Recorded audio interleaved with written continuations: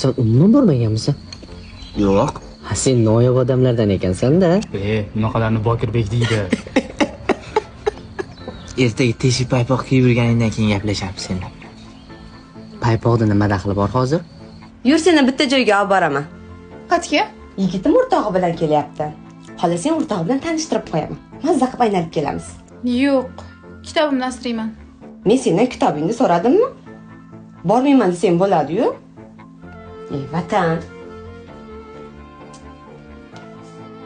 Xo'p, almashtirib beramiz. Faqat kursdoshlaringdan so'rachi, hammasi darsga kelar ekanmi? Yo faqat senga dars o'tish kerakmi? Agar yaxshi ustoz qo'yib bersangiz kirishadi. Shunaqami? Shunaqa. Hamayla, almashtirib beramiz. Agar shunda ham darsga kelmasalaring qat'iy chora ko'riladi. Tushunarlimi? Xo'p. Ey, bizga leksiya o'rniga hayotini gapirib beradigan, darsga kirmasang embi qo'ymaydigan, eng qizig'i 50 ming so'mdan pul yig'ib bersang 3 yingni qo'yib beradigan ustoz kerak. To'g'rimi? To'g'ri. To'ppa-to'g'ri. To'g'ri. Amakim nima ish qilishadi, Nodir? Bozorga chiqishadi. Nimaga deb o'ylaysan? Senga yurt emasdan 12 million kontrakt to'lab o'qitishyapti. Sen bilmasang men bilaman. Bizga o'xshab qo'llari qavarib, kir usti bosh bilan chang yutib yurmasin deb o'qitishyapti.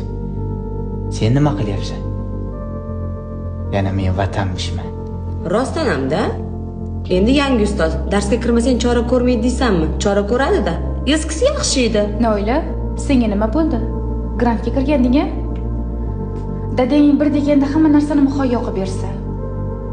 Agar men seni o'rningda bo'lganimda suyuq bolalarni yaqiniga ham yo'lamasdim. Bir kam dunyo deb shuni aytsa kerak-da. Lekin men onam uchun borimni tikkanman. Agar yordaminglar tegmasa xalaqit ham bermanglar iltimos.